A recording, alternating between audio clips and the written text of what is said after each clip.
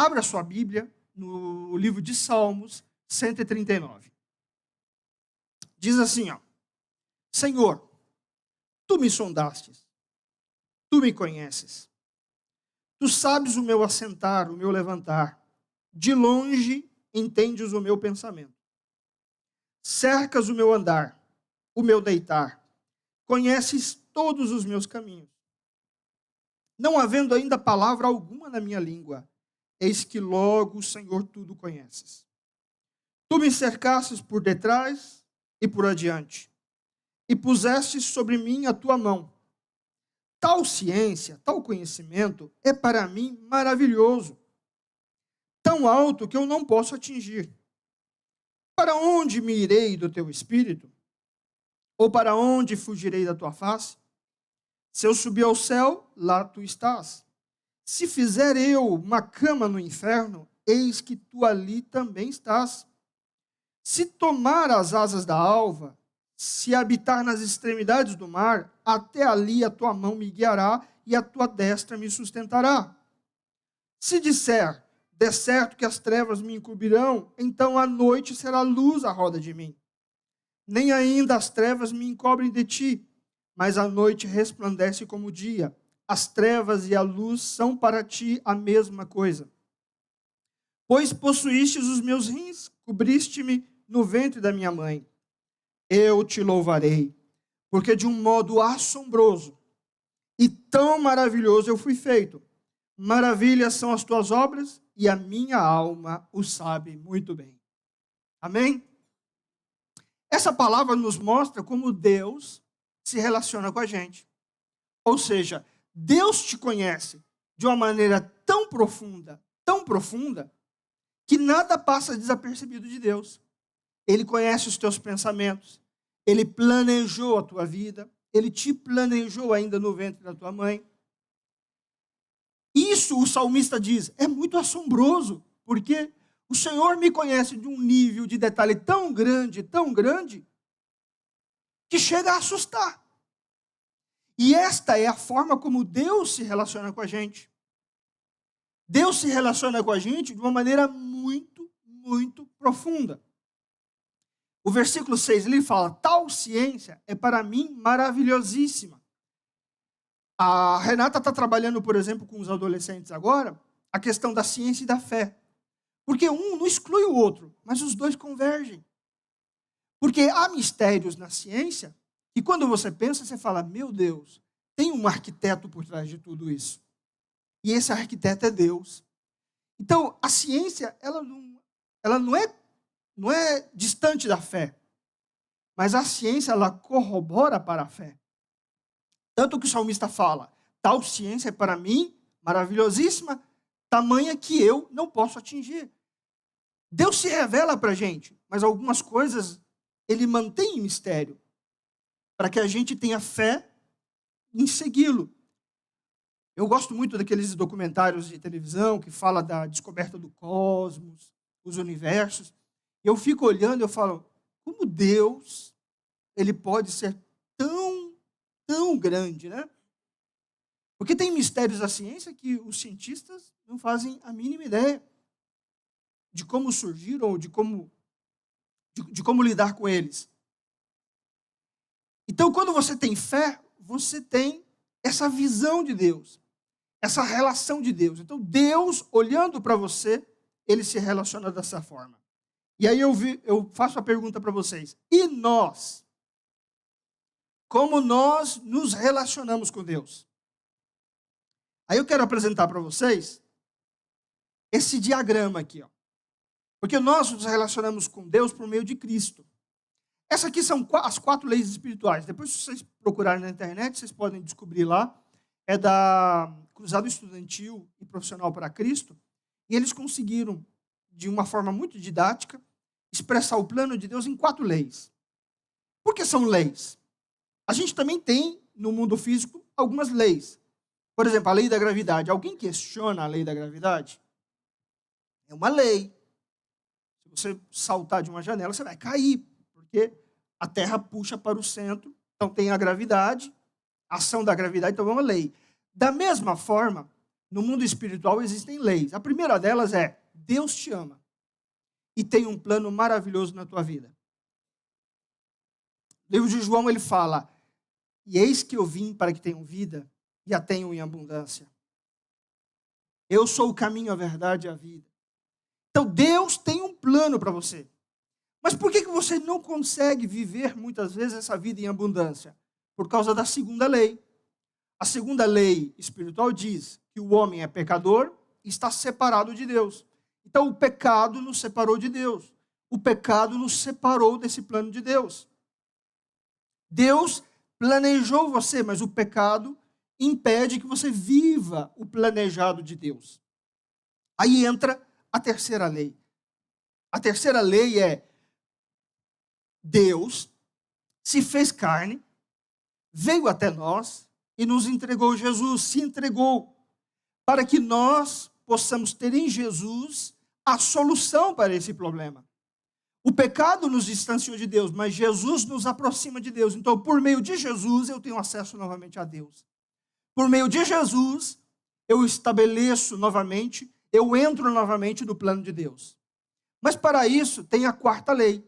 A quarta lei espiritual é que é uma decisão pessoal. Você escolhe caminhar com Jesus. Ninguém faz isso por você. Então, a Bíblia diz: a todos aqueles que o receberam, lhe deram o privilégio de serem feitos filhos de Deus. Então, você é criação de Deus, mas quando você caminha com Jesus, quando você decide caminhar com Jesus, quando você escolhe caminhar com Jesus, você é feito à semelhança do Filho de Deus e você passa a viver no plano de Deus. Amém? Então, nós nos relacionamos com Deus por meio de Cristo. Mas para a gente entender um pouco mais isso, eu quero fazer uma distinção com vocês aqui entre relacionamento e comunhão. Eu estou falando muito de relacionamento. Qual a diferença dos dois? A diferença de relacionamento e comunhão é a profundidade. Então, relacionamento é uma ligação afetiva, profissional ou de amizade. Por exemplo, eu sou pai, eu tenho filhos, então eu tenho uma relação de pai e filho com os meus filhos. Eles têm o meu sangue, têm o meu DNA. Agora, imagina que eu me distancio, imagina que eu viajo, imagina que eu fico um ano fora. Eu vou ter comunhão com os meus filhos? Porque a comunhão, você tem harmonia no modo de pensar, sentir, agir, compartilhar, você tem ligação. Então, depois de entender isso, relacionamento e comunhão, a pergunta que fica é: então, pastor, como é que eu posso começar a minha nova vida? Como é que eu posso começar essa vida? Aí eu trago alguns passos para vocês, tá bom? Quem me conhece sabe que eu gosto de trazer os passos. Primeiro, permita que Jesus entre na tua vida. Uma decisão pessoal sua. Deixa Jesus entrar na tua vida. Dá liberdade para ele. Em Apocalipse ele fala: eis que estou à porta e bato. Aquele que ouvir a minha voz e abrir a porta, eu entrarei, cearei com ele e ele comigo. Então Jesus, ele é educado. Ele está à porta da tua vida batendo, chamando a tua atenção. Se você abrir a porta da tua vida, você deixar Jesus entrar, haverá muita comunhão. Aí eu entro no segundo passo. Compartilhe a tua vida com Jesus. Parece simples falar, mas compartilhar é o exemplo que eu falei com vocês antes. Compartilha teu dia com Jesus, medita sobre Jesus, aprenda de Jesus, descubra quem é Jesus, estude Jesus, se interesse por Jesus, compartilha a tua vida. Sabe, você precisa tomar uma decisão, compartilha com Jesus, fala com Jesus, fala com Ele, peça ajuda para Ele. E se você não conseguir, faz o terceiro passo, que é busque ajuda no Espírito Santo. Jesus Cristo estava com os seus discípulos e falando para eles: olha, eu preciso ir. Aí os discípulos ficaram tristes, mas Senhor, por que você precisa ir? Eu preciso ir para que o Espírito Santo de Deus venha. Porque o Espírito Santo de Deus não vai estar mais num lugar físico, ele vai estar em todos aqueles que professam a fé em Cristo. E o Espírito Santo está aqui para quê? O Espírito Santo está aqui para convergir a nossa vida com Cristo. Então, o papel do Espírito Santo de Deus é sempre te levar para Cristo, sempre. Por mais que a nossa natureza pecaminosa tenta sair do caminho, o Espírito Santo está ali, ó, volta. Sabe, o papel dele é te convencer da justiça, sabe, dos teus caminhos. Então, conforme você busca a ajuda do Espírito Santo, não se impressione se você começar a ouvir a voz de Deus. Sabe, você precisa tomar uma decisão, aí você busca ajuda, aí você não sente paz no teu coração, você sente aquela angústia, é o Espírito Santo de Deus dizendo para você, espera, ainda não é a hora, acalma o teu coração. Da mesma forma, você ora e você sente uma alegria, uma paz muito grande, aí você vai.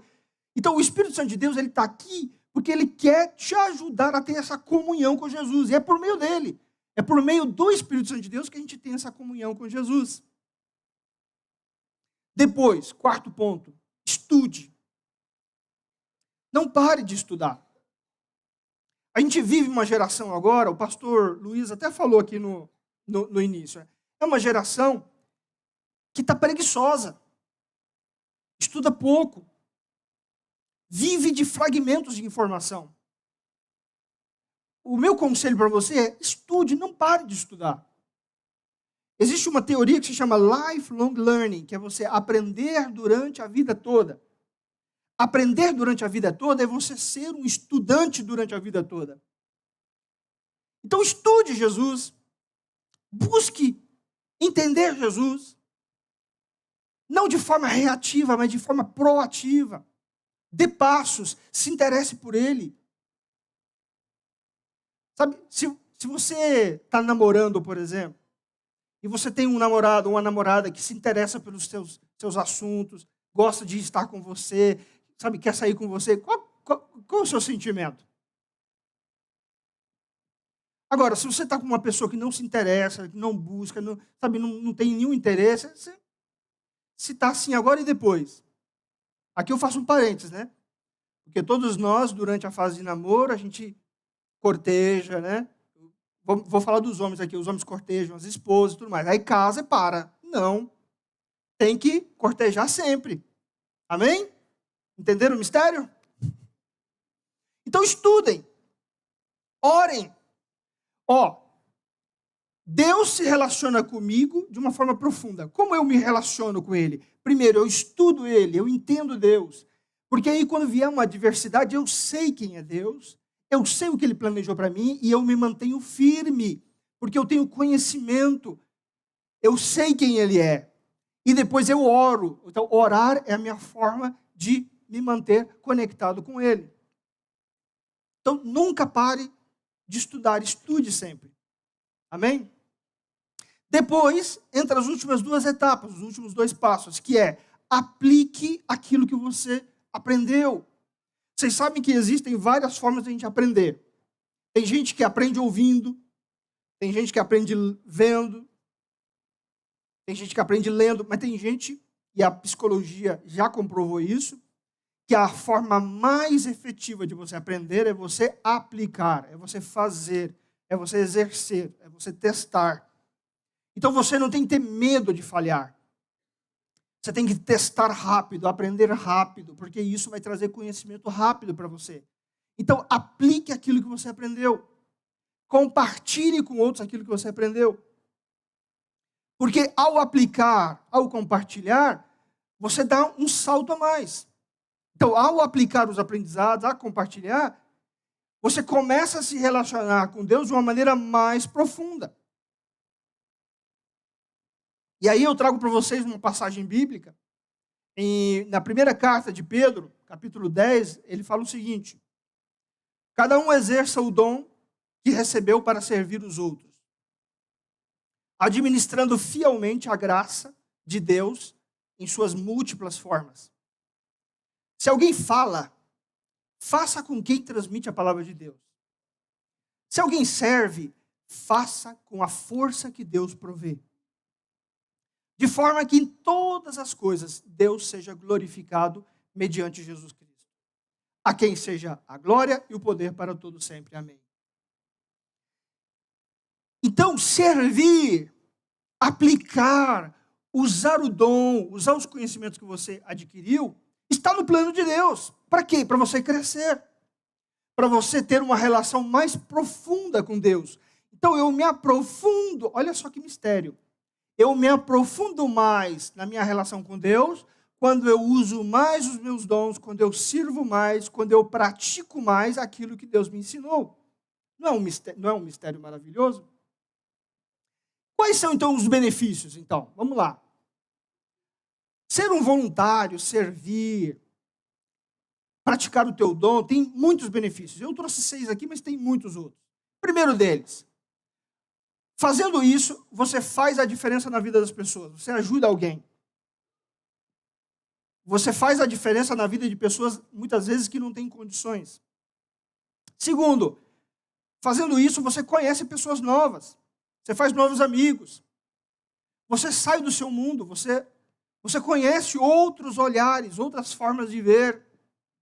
E isso enriquece o teu olhar de mundo. Terceiro, melhora a sua saúde mental. Você fica menos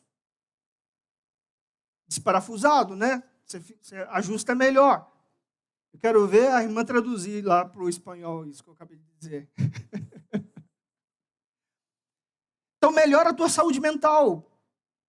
Sabe, você fica mais firme, psicologicamente falando, porque você está num ecossistema, você está no meio de outras pessoas, aprendendo, compartilhando. Quarto, você aprende novas habilidades que você não imaginava que tinha. Você só vive isso fazendo, você só vive isso aplicando. Quinto, aumenta a tua autoconfiança, tua autoestima. Você vive melhor mentalmente, você vive melhor. Por quê? Porque você cria um sentimento de utilidade. Se tem um sentimento que ele é poderoso no ser humano, é o sentimento de ser útil a alguém, de ser útil à família, de ser útil às pessoas. Então, quando você trabalha servindo como voluntário, dentro de você tem aquele prazer da utilidade. E todo mundo quer ser útil. Todo mundo quer agregar valor à vida de alguém. E o sexto, você aprende sobre outras culturas, outros modos de ver. Você melhora. Eu até brinco muitas vezes. Quem conhece aqui a minha esposa, então, muitas pessoas olham para mim e falam, puxa, vocês são muito diferentes. Eu falei, só um pouco, né? Mas nós somos muito diferentes. Mas olha aí que legal, ela me complementa muito nas áreas onde eu sou fraco, e eu complemento muito ela nas áreas que ela é fraca. Então, juntos, nós formamos uma boa dupla. Nós nos complementamos. A gente aplica o nosso projeto de família. Os nossos filhos, emocionalmente, têm um ambiente, sabe, que ajuda eles a explorar muito mais. Por quê? Porque eles veem essas culturas, essas formas de ver o mundo de forma diferente. Então, isso enriquece. E para vocês também, ao vocês participarem como voluntários, servindo, vocês têm a oportunidade de conhecer outras formas de pensar. Isso enriquece a tua forma de ver. Só que você só vive isso se você praticar essas 6 coisas. Primeira, esteja aberto. Porque não adianta nada eu ter um dom, sabe, eu me predispor a ajudar, se eu não estou aberto a aprender coisas novas. Você não é o dono da verdade, você não sabe todas as coisas. Então você tem que estar aberto sempre a aprender coisas novas com os outros. Segundo ponto, trate todos com respeito e consideração. Se você faz bem alguma coisa, não é porque você é especial, é porque Jesus te capacitou a isso. Não é que você é o melhor, é que Jesus te fez assim. Se eu tenho alguns dons, é porque Jesus me presenteou com esses dons. Eu fico, às vezes, vendo essas reportagens dessas pessoas que se acidentam no carro, ou tem, por exemplo, cai, bate a cabeça, tem traumatismo craniano, e perdem funções cerebrais, perdem parte da massa encefálica, e aí muitas vezes não conseguem fazer as coisas, muitas vezes vegetam. E eu fico pensando, como nós somos frágeis. E não vem de nós, vem de Deus. Então valorize as coisas que você sabe fazer bem, os dons que você tem, mas dando a glória para Deus. Não vem de nós, é Deus que te capacitou assim. E se você tiver essa visão, você vai contribuir muito mais e você vai potencializar esse dom, porque você vai aprender muito mais, que a sua mente é muito mais aberta. Amém? Terceiro, seja comprometido, seja consistente. Não adianta você se voluntariar, você se predispor a ajudar e você não for comprometido. Ficar naquela posição de que estou ajudando e se não der, não deu. Não, seja comprometido. Seja consistente. A consistência é melhor do que a intensidade. Porque às vezes a intensidade, você sobe muito rápido e você para. A consistência não. Todo dia, um passo e sempre. Eu sempre falo, Deus, Ele não está interessado na sua perfeição, mas Deus está interessado no nosso progresso. Cada dia um pouquinho mais. Aprenda cada dia um pouquinho mais. Aprenda um com os outros. Melhore a cada dia mais. Aprenda com a tua esposa. Aprenda com o teu esposo. Aprenda com os teus filhos. Eu aprendo muito com os meus filhos. Eu tenho que exercer muito esse olhar aberto com os meus filhos, porque é uma geração totalmente diferente da nossa. Não na essência. Os valores são os mesmos. Mas na forma. Sabe, nos meios, nas ferramentas, é totalmente diferente. Então, se você se abrir, você vai poder ajudar muito mais os seus filhos e você vai crescer com os seus filhos. É como se você estivesse vivendo de novo a adolescência, por exemplo, mas no papel de pai, mas junto com os seus filhos. Se você passar a adolescência junto com eles, vai ser bom para eles, vão se sentir muito mais seguros e vai ser bom para você, porque você vai crescer, você vai aprender. Você vai ficar melhor, meu amado. Amém? Quarto, comunique-se. Sabe, você está num grupo. Existem outros voluntários, existem outras pessoas, então comunique-se com os outros. Fale, não deixe implícito, comunique-se, fale. Quinto ponto. Esteja disposto a trabalhar em equipe.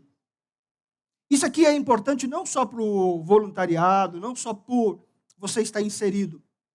Isso aqui é importante, meus amados, para a vida. Eu falei de manhã no culto de manhã, existe algo que a gente fala muito no meio empresarial, que é hard skill e soft skill. Hard skill são aquelas competências que você tem, que você adquiriu como habilidade. Por exemplo, sou um engenheiro, sou um profissional de contabilidade, sei programar. Então, tem uma competência ali. Você sabe, tecnicamente, alguma coisa, fazer alguma coisa. E tem as soft skills, que é trabalhar em equipe, se comunicar, se exprimir, estar aberto. Hoje, com tudo que a gente está vivendo, o que é mais importante? O que é mais importante, meus amados, é as soft skills, que é a tua capacidade de se integrar numa equipe, contribuir para que você e a equipe cresçam junto. Então não é mais você ser uma estrela na equipe, mas é como que você tem a equipe toda como uma constelação de estrelas. Então imagina nós aqui como igreja, imagina se nós usarmos os talentos que todos nós temos aqui e como um time, uma equipe, a gente se unir. Meus amados, existem limites para a igreja? Não tem limites. Imagina você, pai e mãe, vocês trabalharem em conjunto no projeto de família, para criar os seus filhos juntos, para educar juntos, cada um no seu papel. Imagina, meus amados, o poder, como aquela família cresce num ambiente muito mais seguro, psicologicamente falando. Amém? Ao mesmo tempo, se você não trabalha em equipe, você gera uma série de consequências. Por exemplo, quando um casal não está trabalhando em equipe, os filhos percebem e eles ficam muito mais instáveis, têm muito mais problemas emotivos, insegurança. Por quê? Porque eles querem essa segurança dos pais. E por último, meus amados, seja flexível e adaptável.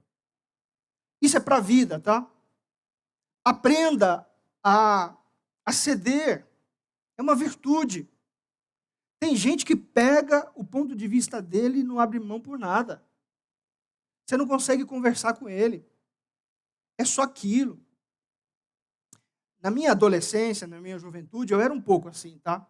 Eu sempre fui muito estudioso e eu sempre aprofundei muitas coisas. Aí eu criava umas verdades na minha cabeça e ninguém tirava aquilo da minha cabeça, eu era teimoso.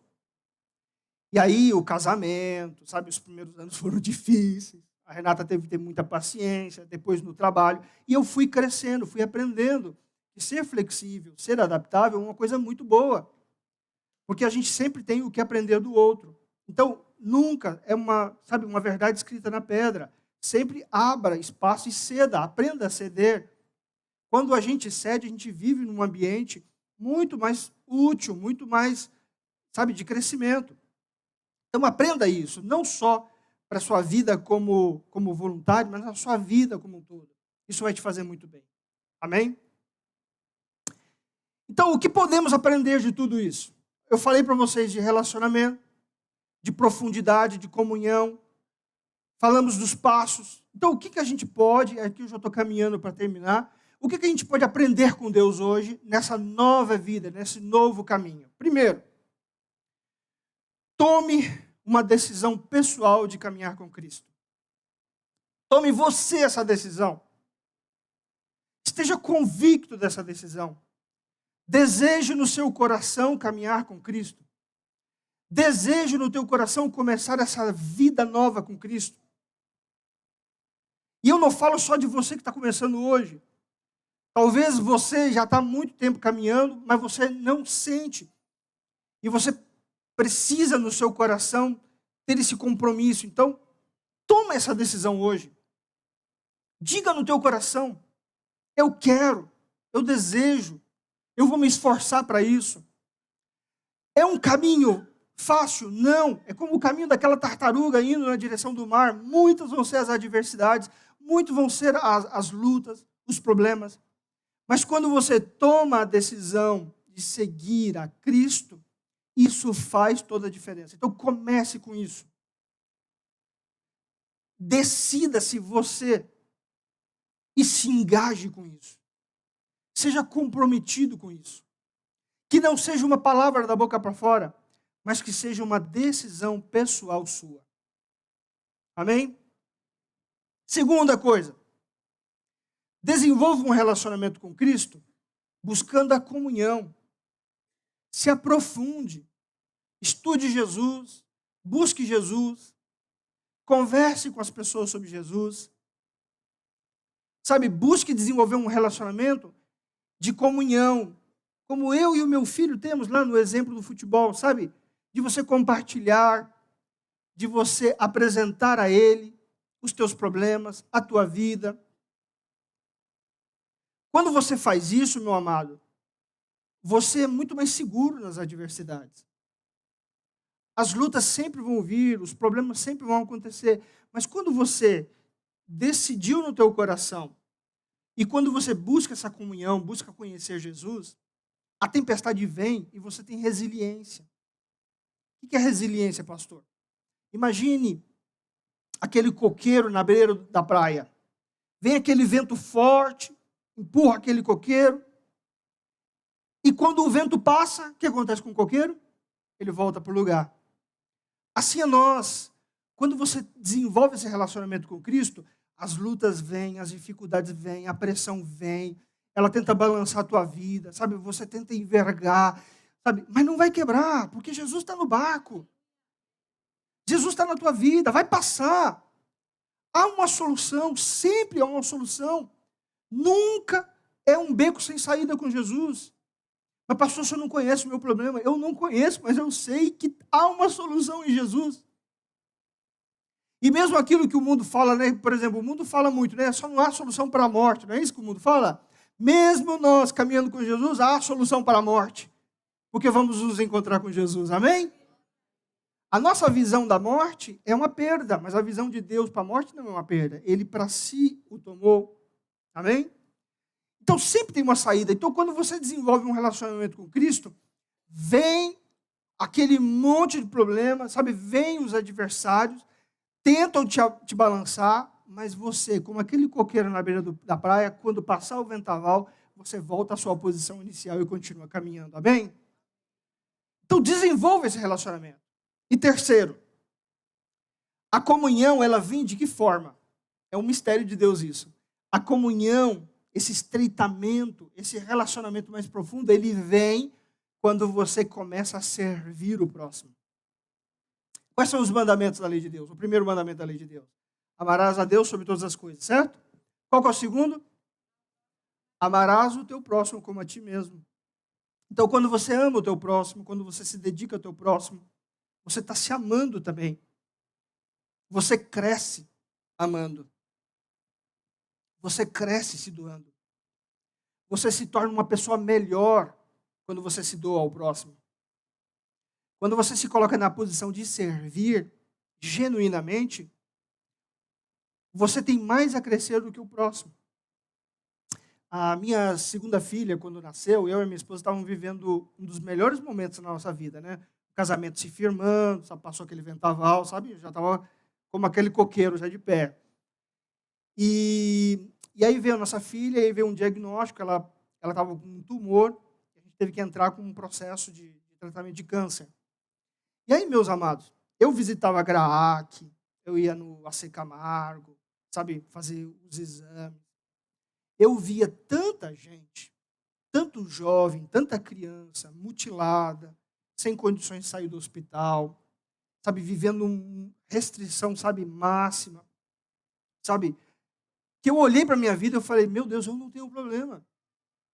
Então, aquilo me deu uma perspectiva de mundo totalmente diferente.